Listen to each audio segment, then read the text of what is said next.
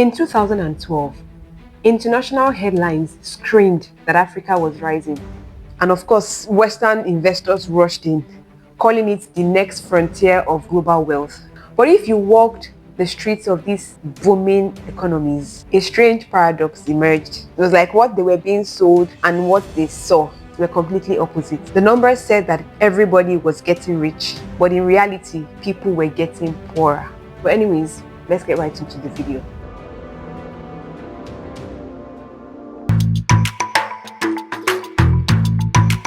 Hello everybody and welcome back to another video on Built by Africa. And at the risk of sounding cliche, this is a platform where we have honest and solutions-driven conversations about the future and the development of the African continent. If you're new here, you're late, but better now than later. So I'd encourage you to go back to our previous videos, watch, rewatch, like, share, drop a comment, subscribe before coming to this video. And I am your host, Oduayo. I'm always trying to not start every episode with a question. I don't know if I succeed at that, but I'm very deliberate about starting this particular one with a question. All right, so how do we measure success? How is success measured? Because I'm of the opinion that it is flawed to have a generic metric for the measurement of success. We have different experiences, different goals, different people, different realities, different resources. And so having one singular yardstick for the measurement of success is pretty flawed if you ask me. But anyways, let's get right into the video. In 2012, international headlines screamed that Africa was rising. And economists pointed out a single number, tracking massive double-digit growth spikes across sub-Saharan Africa. And of course, Western investors rushed in, calling it the next frontier of global wealth. But if you walked the streets of these booming economies, a strange paradox emerged. It was like what they were being sold and what they saw were completely opposite. The numbers said that everybody was getting rich, but in reality, people were getting poorer. And for 80 years, humanity has used a single mathematical formula to decide whether a nation was thriving or struggling: gross domestic product, popularly known as GDP. But the truth is that GDP has a dark secret. Hear me out. It was never designed to measure the health, the happiness, or equality. And so when it is applied to Africa, it completely distorts the reality. It begins to sell a dream that in reality is not obtainable. It masks poverty, completely masks poverty. Today we're going to look at why GDP is lying to us about the progress and the development of Africa, and how a radical economic shift could redefine what it means for a country to actually be thriving. And so to understand why I say that this GDP is broken, we need to dial back to how and why it was built. There was a reason why it was built. There was a purpose. So what exactly was GDP made for? Why was it established in the first place? So in the 1930s, during the depth of the Great Depression, the US government asked an economist by the name Simon Kuznets to figure out how much exactly the American government was producing. Why? So that they could fix it. And so the origin of GDP was not to deceive or lie to people. Now, but in recent times, we have completely forgotten why it was established, and we have used it as a general metric to measure the success of countries, of economies, of continents. Whereas success is relative. We cannot use a single yardstick to measure how successful a country is or how successful a continent is, because there are so many other things involved. There are resources, people, experiences, culture, different things shape a country. And so using one yardstick to measure the success or the growth of an economy is completely flawed and completely unfair, especially to countries who do not have natural resources to export. Anyways, so Kuznets invented a tool to measure the total market value of all the goods and services produced within a country's border. And this became the gross domestic product, popularly known as GDP. And did you know what? Kuznets specifically warned the world. He said, do not use this to measure a society's well-being. This is a tracker for cash flow, not human life.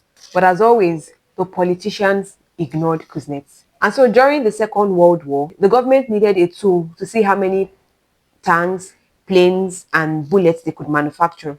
And GDP became the ultimate wartime metric. And as you expected, when the war ended, GDP remained. It stuck around. And it eventually became the global gold standard of success. If your GDP went up, you were a civilized nation. And so if it stayed flat, you were struggling. And if you look closely at this formula, there is no variable for clean air, a child learning to read or going to school. Neither is there variable for income distribution. GDP doesn't care how money is made or who gets it.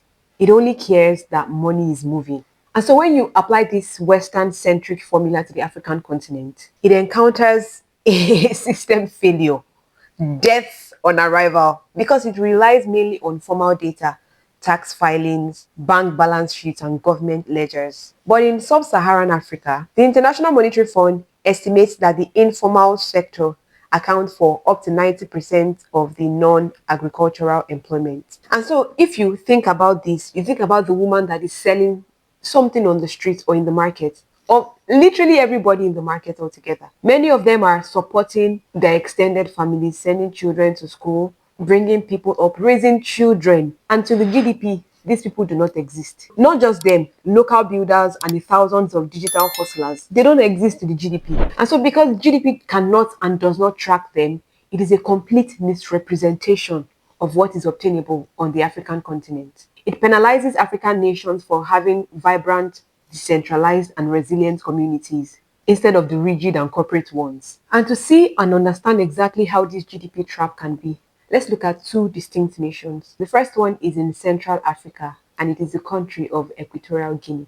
In the mid-1990s, massive offshore oil reserves were discovered in Equatorial Guinea. And literally almost overnight, the GDP rate of that country skyrocketed. And at some point, it hits an unbelievable 65% in a single year.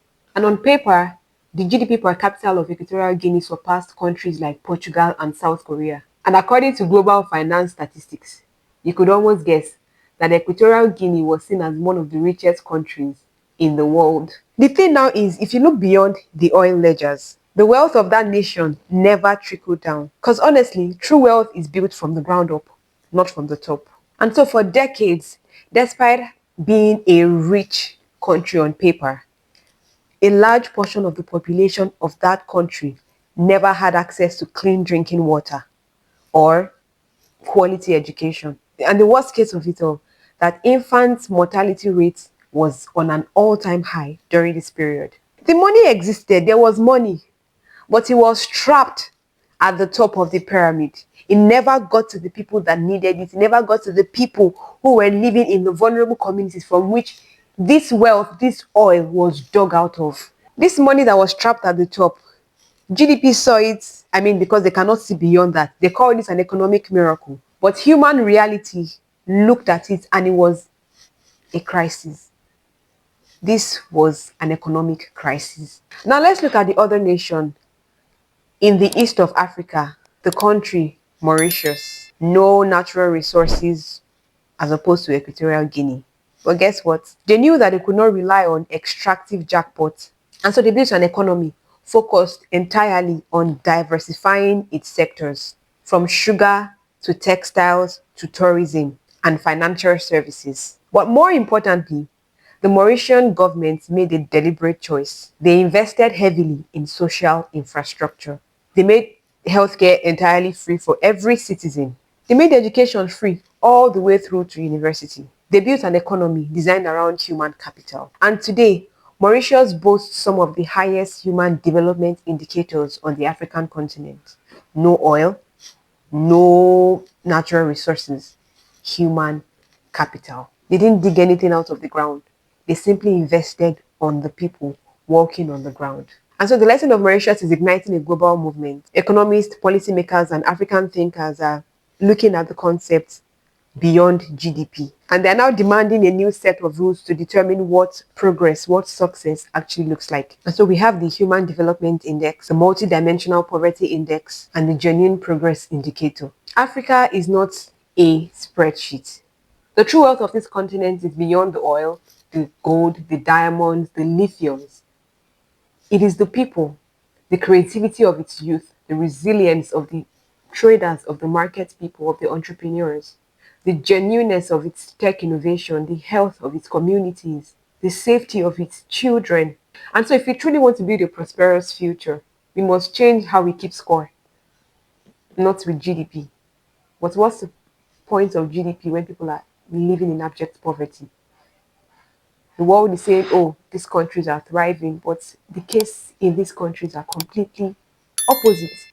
The realities are completely different from what the world is reading.